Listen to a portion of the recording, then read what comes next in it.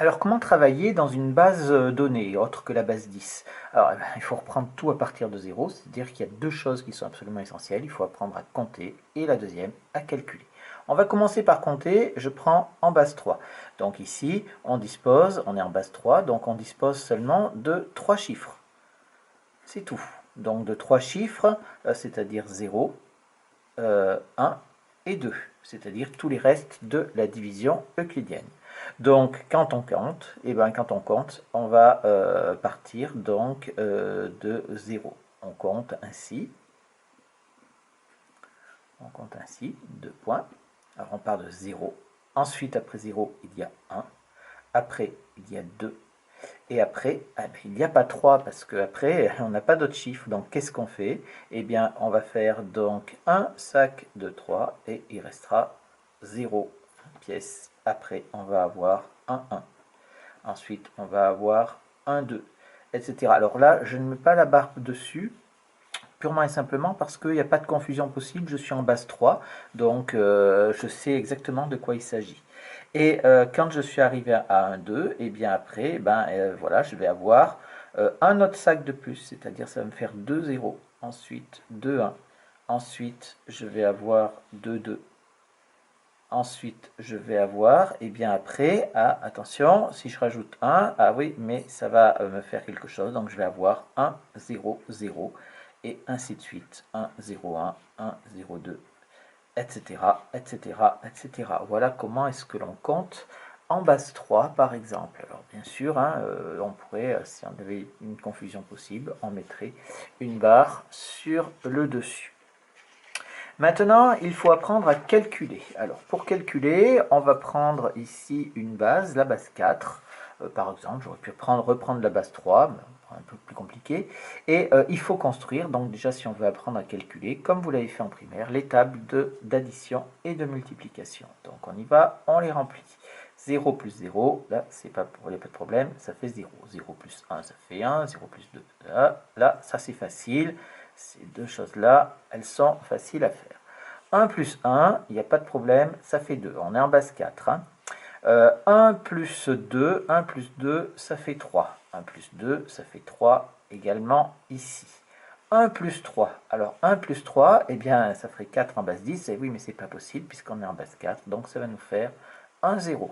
Et donc ici, 1 plus 3 ici, je vais avoir 1 0. Même chose pour 2 plus 2, ça va me faire 1 0 aussi. Si je fais 2 plus 3, eh bien ça va me faire ici 1 1. Et là, je vais avoir 1 1 également. Et là, je vais avoir 1 2 3, 3 plus 3, ça nous ferait donc 1 2. J'ai un sac de 4 plus 2 pièces qui sont isolées.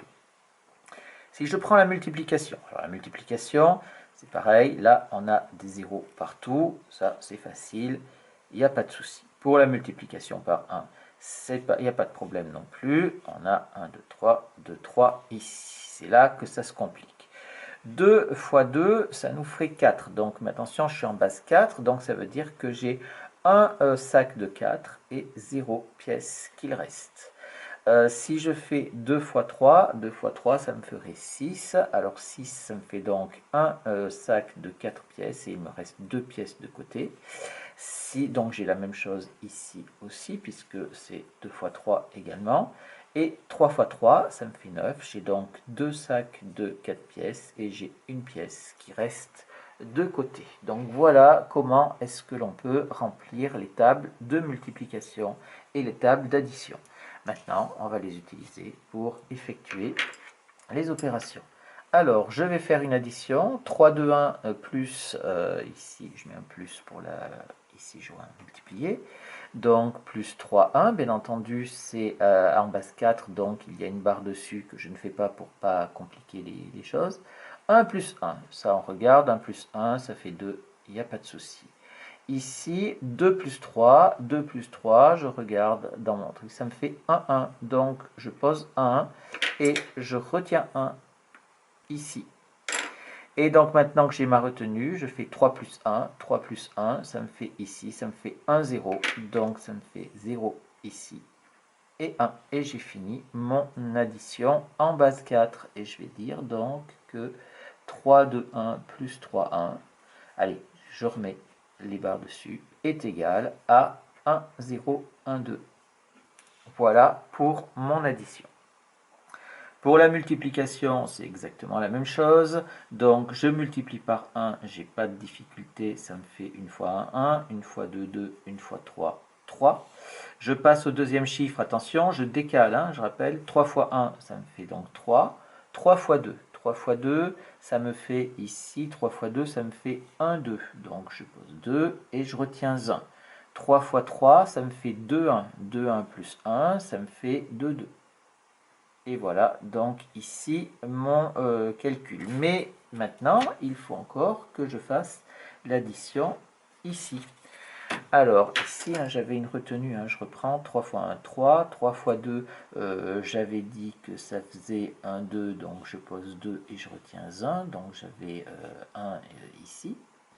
Et bien sûr, ici, en fait, quand je fais 3 fois 3, ça me fait donc 2, 1, et plus 1, ça me fait 2, 2. Maintenant, si je fais mon addition, ça me fait donc 1 ici. 2 plus 3, 2 plus 3, je suis donc ici, je suis avec 1, 1, je pose 1 et je retiens 1 ici. Maintenant, 3 plus 2, ça me fait, ici 3 plus 2, ça me fait 1, 1. 1, 1 plus 1 de retenue, ça me fait 1, 2 et je retiens 1. 2 et 1, 3. Et ici, 2. Hop, et donc du coup, je vais avoir 3, 2, 1 multiplié par 3, 1 qui va être égal à 2, 3, 2, 1, 1. Voilà pour ma multiplication en base 4.